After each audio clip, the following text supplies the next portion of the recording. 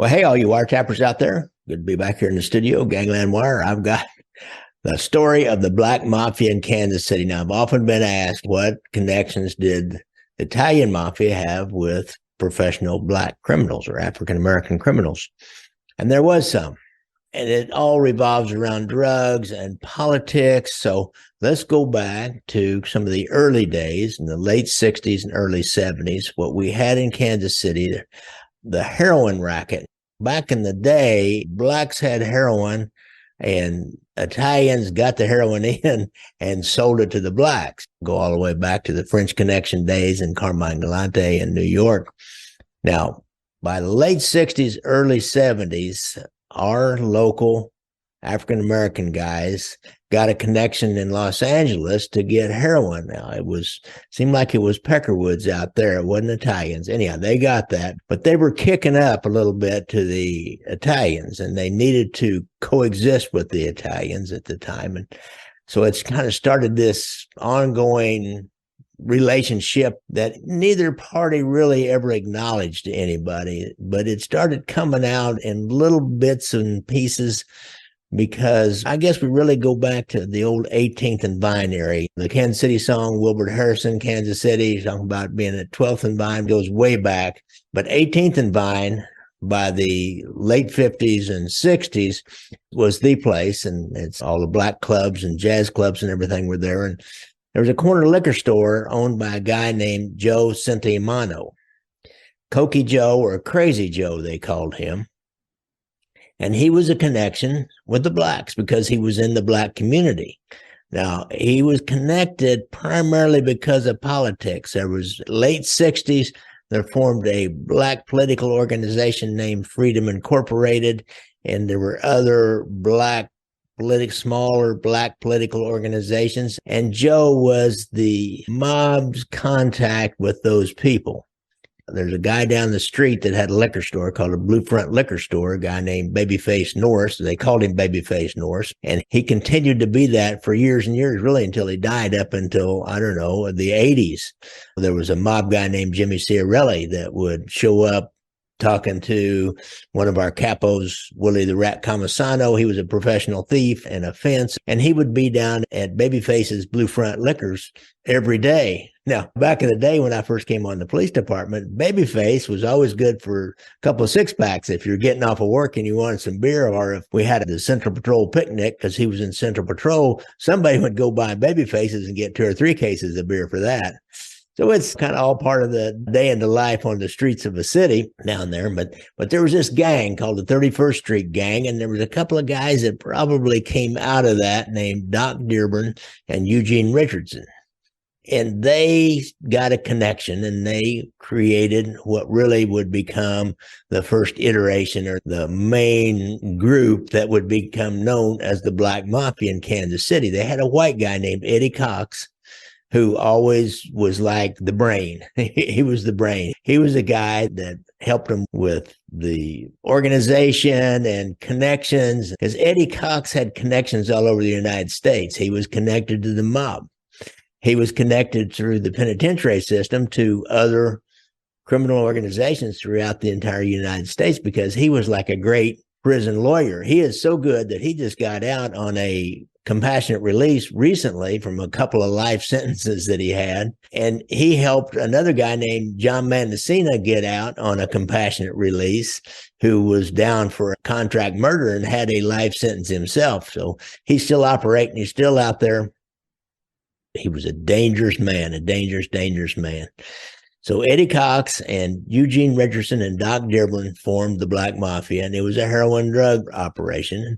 They were providing all the heroin. And the old drug abuse law enforcement, or DALE, just before the DEA, and the Kansas City Police Narcotics formed a task force back in, I want to say, early 70, started working on these guys and started making small heroin buys, as you do, and started working their way up the chain and doing surveillances, and they eventually got a wiretap. Because Eddie Cox will file all kinds of motions. Once he gets convicted, he'll file all kinds of motions about this wiretap, and eventually gets part of the evidence thrown out. Now, it wasn't good enough to keep him out. He eventually got out again, but he was a great prison lawyer. And so these guys they're ruling the streets. They own what we call the East Side, which was African American community east of Troost, south of Truman Road, and east of Troost out to about, oh, I want to say at that time out to about 75th Street, maybe 63rd. And these guys, they had like out south, they had a couple of three guys that I never was familiar with because during that time I was a street policeman and I was working in and around the projects. And the guys for them that were kind of controlling the projects were the Denman brothers, Mario, and I don't remember the other Ken, I think Denman. And then a guy named Aaron Gant had an organization. He had two or three relatives. So they were like a crew under the Black Mafia. They also had the 31st Street gang was still going. A guy named Maynard Cooper ran it, and they used them for enforcement activities. And these guys, they were murderers. They were vicious. If somebody tried to cheat them on the heroin or on the money, or they felt like somebody was getting in on their deal, incursion into their territory, they'd end up dead. I mean, these guys were bad. So as a result of these wiretaps, they also had a little bank robbery crew working for them. A couple of brothers named Hilton, and last name was Kelton, had a couple of brothers, Jerry and Terry Kelton.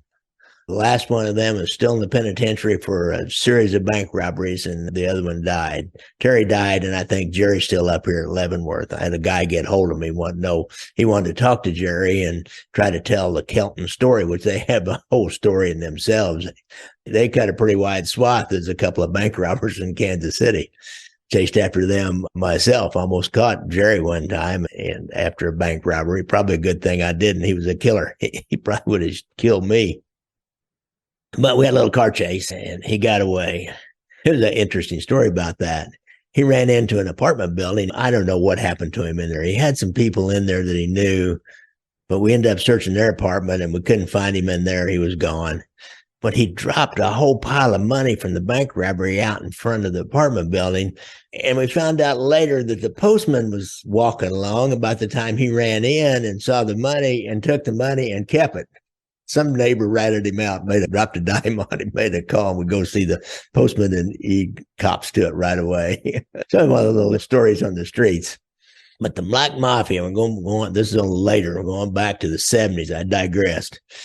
They run these wiretaps, they get this bank robbery crew, they get a bunch of search warrants, and they pop everybody. There was a shootout with Doc Dearborn. Al Lomax, who was a Kansas City Police narcotics detective, had a shootout with him, got wounded in the leg.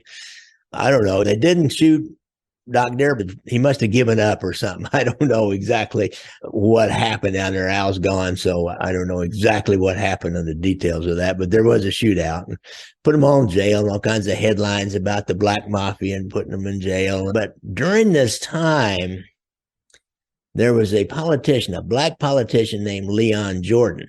And here's where the Black Mafia again intersects with the mob. And this Joe Centimano is a hard name to pronounce. Leon Jordon had been a Kansas City, Missouri police officer, had been promoted to a lieutenant, had got a leave of absence, went to Liberia and helped organize a national police force over there, came back, worked on the PD for a little bit, and realized that being a black man in the Kansas City Police Department in 1968, 69, he was never going anywhere. To be a lieutenant, he made him a lieutenant, but then he gave him a small crew of black policemen in the black neighborhood, and he was never going any further than that. And he was a bright guy, and he had aspirations. So he quit and went into politics and had a political organization. Part of Freedom Incorporated helped found this Freedom Incorporated, and they would back certain black candidates. And if you got the approval of Freedom Incorporated, then whoever you were in this city, you were probably going to get elected because every black person that voted would vote for whoever Freedom Incorporated wanted you to vote for. So there was he had a confrontation with an Italian politician down at the state capitol. They wanted him to do something and he wouldn't do it. And it's reported that maybe even they had a physical altercation. We don't know. All of a sudden, Leon Jordon is out, and the Green Duck Tavern, he had bought a tavern, was like a center for politicians and neighborhood people. And drug dealers and everybody. And everybody went to the Green Duck. And one night, Leon Jordon walks out of the Green Duck to get in his brown Pontiac, and two men come running down the street with shotguns and blow him away. Well, there's like a couple of witnesses to this. And within the next few months, the feds are going after a couple of guys that are connected to the Black Mafia, not Leon Jordon, not Dr. Urban or Eugene Richardson, but Maynard Cooper. There's a guy named Walter Fraudebarger who was a drug addict and in this operation that caught a case at that time. And he dropped a dime on Maynard Cooper and another guy, another tough out of the 31st Street gang, who also we have seen after this over the years talking to Cork Savella down at the City Market, a guy named Jimmy Willis. And he was a bad dude. He was one tough dude. And he was willing to testify against him. So they went in and they had the first trial against Maynard Cooper with Fraudebarger testifying. And he had like 30 felonies or something. And he got a not guilty. And they just dropped charges on Jimmy Willis, never did try him. So they walked on that. It's a pretty good idea that they had something to do with it. The Black Mafia did, but nobody could prove anything beyond that. Eventually they will. Eventually the story's going to come out, but not till years and years later. These guys all go away to prison. Well, I mentioned in the projects, there's a guy named Aaron Gant, and Aaron Gant called him Junebug, and he was ambitious, shall we say. And he started lining people up, and he created what became known as the Purple Capsule Gang because they always put their heroin in purple capsules. And he kind of branched out into cocaine because it was starting to come in and getting popular. And so he owned the projects, but he was vicious. And they caught him on like 20-some murders, they think, charged him with 3 and ended up convicting him of 1. Said he and a guy named Alan Hawkins and a couple of these Denman brothers brought this whole thing down, but there's always somebody else to take up the slack. A guy named Sam Haley was a big rival of Aaron Gant at the time. And when Aaron Gant went down on those murders, and Sam Haley was able to move in and expand his territory, which, well, eventually they go to war over the next 2 or 3 years. Matter of fact, Sam Haley was a little bit scared of Aaron Gant because he caught a case and he had to go to the penitentiary, and he asked the judge in open court to not put him in Missouri State Penitentiary. I believe the one down at Moberly maybe, or maybe at Jefferson City, not put him in that one because Aaron Gant was in that penitentiary and he feared for his life. And they sent him out of state. He ends up getting out, and kind of I forgot all about whatever happened to Sam Haley. He was a well-known murderer and heroin dealer for a long time during these years and was in this ongoing battle with Aaron Gant. Aaron Gant goes away, 1985, I think. Kind of an interesting story about Aaron Gant's got this case for his Blue Capsule Gang. In 78, he skips out on his bond, $25,000 bond. There's a local bondsman that's a heck of a character named Doug Sharp. Doug Sharp starts putting out money. As a matter of fact, one of his expenses was $300 to Sam Haley for information on Aaron Gant. So he's on the hook for $25,000. Finally, he finds him out in California and sends somebody out and get him set down and get him arrested and brought back. So then he goes in front of the judge and says, look, judge, I spent like $12,000 in man hours. I spent $9,000 in out-of-pocket expenses, which is where he laid out the expense, $300 to Sam Haley. I'll need to get that bond money back. I got him back for you. So they'd already like executed, if you will, on the bond. The state had already taken the $25,000 away from him, so they had refunded his bond money, and he really kind of ended up breaking even. He still lost the money, but he spent out that money in expenses to get Aaron Gant back. So Aaron Gant goes away for a few years. Aaron Gant comes back out in 1983, gets home, goes to his mom's house, gets his brother and a woman of some kind and a couple other hangers on, and they all go to the Piccolo Club on 18th Street. He's not in there but about an hour, and some guy dressed all in black pays his $5 cover fee, walks in and walks directly to Gant and has a gun, produces a gun, and shoots him 3 times in the head, turns around and walks back out. Aaron Gant is no more. Now, we don't know when that murder was never, ever solved. I would imagine he came back in with the idea that he was going to go back into business and be the king of the projects. And the project I think they'd been torn down by now and everything had changed. And by the 80s, cocaine had come in and we were getting these LA boys bringing cocaine from Los Angeles. The Jamaicans had moved in with their cocaine outfits. And so Aaron Gant was a guy whose time had come and gone. So that's kind of the story. I was talking to a kid about a little bit. He had a relative who was one of these, part of the Black Mafia, if you will. And he said that his uncle, whose name was, they called him Radio. I think his last name was Strother. They called him Radio. And Radio got back out of the penitentiary after about a 3-year bit. And he was there when he came home.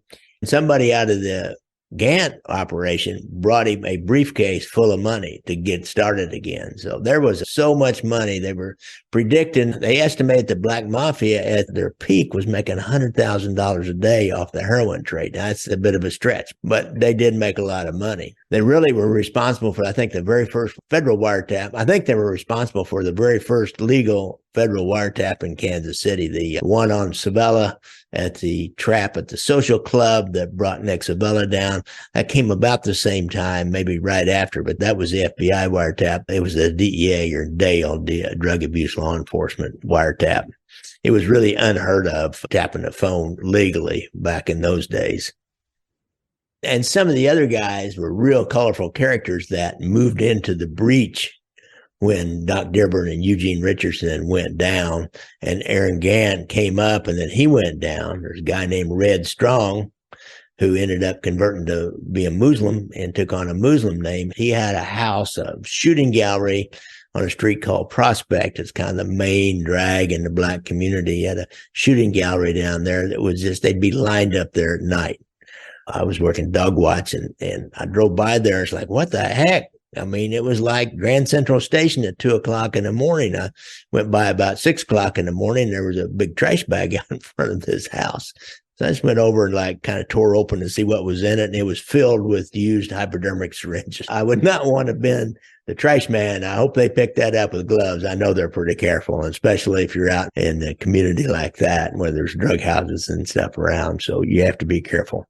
Another guy that's worth mentioning that came up was pretty flamboyant, a guy named Monk Johnson. Monk Johnson was connected to the Kelton brothers. Kelton brothers are these two bank robbers. They also, the Kelton brothers had a cocaine organization going themselves based on after the demise of the Black Mafia or Doc Dearborn, Eugene Richardson, and Aaron Gant. Then these Kelton brothers stepped in, had their own organization going on. They were bank robbers also, and then would get these little young kids to go out and rob banks. They'd set up the bank robbery and they would provide them with the guns and the cars and then stick them on a bank. And they actually ended up killing a policeman named Warren Jackman in a bank robbery. He was working off duty there.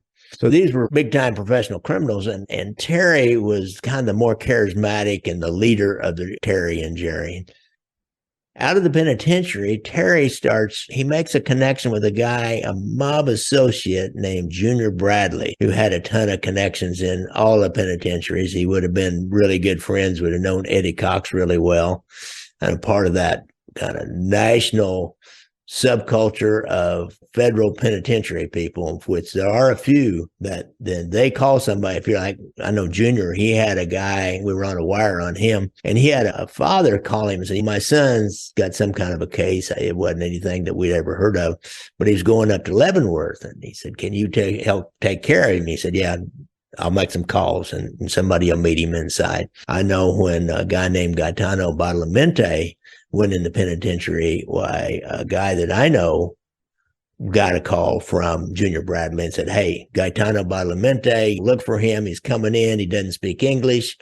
Take care of him. Make sure he gets his commissary right. Make sure nobody messes with him, that people know who he is. And Gaetano Badalamenti, he was like the Sicilian godfather in a way. He was the pizza connection boss. He was the guy that really set up and ran everything in that pizza connection, then fell for that and served out the rest of his life in the penitentiary.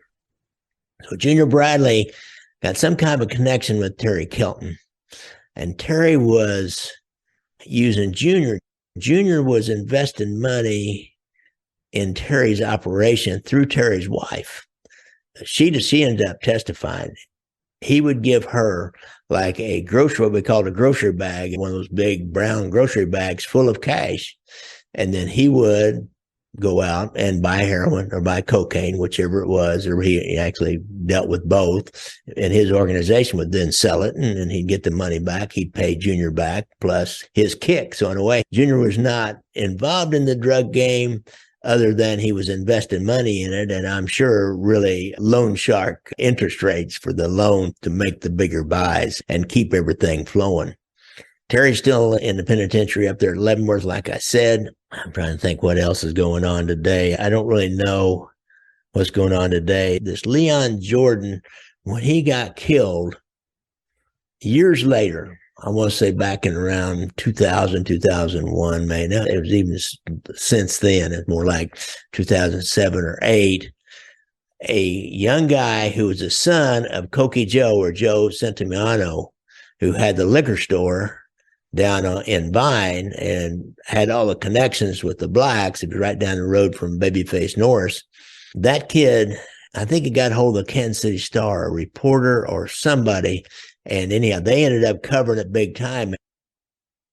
Let's go back to the story of Leon Jordon, the politician who was killed. If you remember, I talked about Joe Centimiano, who had a liquor store and was kind of a contact for the black gangs and the policy. Blacks always ran policy. Babyface was always part of the policy game. And he had the connections with them. His son came forward to a Kansas City Star reporter, and I want to say 2004, 2005, and said this had been weighing on his mind. He remembered just before the murder of Leon Jordon, he knew that his dad had something to do with this. He didn't know what, but he remembered, he knew Doc Dearborn. Doc Dearborn had come into the store a lot and was friendly with his dad. And we knew him. The kid would talk to Doc Dearborn or Eugene Richardson or some of their people. So they were in and out of his store a lot for some reason. And he remembered his dad one night. There was some secret thing, and his dad gave Leon Jordon, and his dad gave Doc Dearborn a shotgun. And Leon Jordon was killed with a shotgun. And then after it was all over, he knew his dad had something to do with this, but he couldn't really articulate it. And he dropped some other names. They went back in, they opened this up. An interesting story that came out of that is whoever shot Leon Jordon left a 12-gauge Winchester pump shotgun laying on the ground, one of the murder weapons. I think there was 2 shotguns used. Police took it in as evidence, of course, as you will. So when they reopened this case, they went to Kansas City Police Department and said, hey, where's that shotgun? The evidence, we want to reopen this case. We had a cold case squad by then. So they started looking into it. They looked in, they said, well, let's find the evidence. And look at the evidence that's in the property room. It's an unsolved murder, so they have to preserve all the evidence. And the shotgun, they can't find it, but they find it was signed out to our supply unit. So they go to the supply unit and they find it in a police car because it was a typical Winchester shotgun that we use in our police car. So they took it back out of the police car, put it back in evidence because who knows, maybe they'll solve this thing or maybe they'll file a charge on somebody. There's no statute of limitations on murder. Plus, Leon Jordon, after he died, took on kind of a cult status in the black community as a dead politician, that maybe the mob had something to do with killing him. Maybe it was something to do with a black-white conflict down in Jefferson City at the state capitol, or maybe even in the city. There was always suspicion of that, and it probably was some kind of a conflict. I don't think it really had anything to do with race. I think it had more to do with somebody not doing what somebody else wanted them to do. But anyhow, you just don't leave the murder weapon out in a police car driving around every day. So that's kind of the story of the Black Mafia and some of the major black dope dealers that we've had in Kansas City over the years. When I first watched The Wire, I don't know how many of you guys watched The Wire. It was so realistic from my memory of those days. I couldn't even believe it. It was just, man, I mean, it was set a little after my time. It was set in a time when they had pagers and they were a little more sophisticated. But the makeup of somebody had the towers, some of the high rises, somebody had the low rises, somebody had out in the neighborhood, somebody had the south side of town. Within the black community for the sale and distribution of heroin was exactly how it was set up. And then all these different people that were involved. And we had our own Omar, the guy that would go around and rob the drug dealers. If you remember, I mentioned something about the Denman brothers. They were connected to the Gants down the projects, and they were always in and around. Well, they had a brother, I believe it was Ray Denman, and he was a bad dude. And he was going around robbing drug dealers. Well, in the end, he got caught. And here's what they found. It was out south. It was like, it was a safe house. It was a weight house is what it was. And a guy named Bernard Wolfskill, who was a longtime heroin addict and junkie and booster and just had been around forever. He was in the weight house with the younger guy who was running it. And, whenever somebody'd come, need to be re-upped, why he would give it to him and then go on. It was in a primarily white neighborhood out in the suburbs. The police get a call one day and they go to this weight house. The door's been kicked in. They go in and they find, I think, a woman and a man dead. They were shot in the head and murdered. Place was all torn apart, but there was another guy laying there on the floor that was groaning. They looked down, they saw one of the more macabre scenes that you might ever see as a police officer. He had a knife stuck clear through his throat and pinned him into the wood floor. And Bernard Wolfskill was this tough old junkie laying there squirming with that knife pinning him down to the floor. And they pull the knife out and send him off to the hospital and patch him up and goes back out and ends up dying a natural death a few years later. So that's some of the many stories of the streets of Black Mafia and black narcotics in Kansas City. I've got one of my good, solid supporters here in Kansas City who's been after me. Greg, you know who you are, has been after me to do something on these guys. I get up into John Gotti and Al Capone and all these national mob figures, but we've got our own little pieces of action here in Kansas City. And I did the whole Kansas City mob war, did a movie on it also, and the Skim. So Cosa Nostra family was all involved in that. But our Black Mafia, which we had this Black Mafia family that coordinated with the Italian Mafia for a long time. After cocaine hit, the Jamaicans came in. It all went to hell. It's so different out there now. There's no organization to it except for individual different drug organizations, and people are out ripping each other off. And I mean, there's so many murders behind these dope deals anymore. I don't even know. I asked a young policeman once, I said, well, who is the drug kingpin in the black community today? But he didn't know.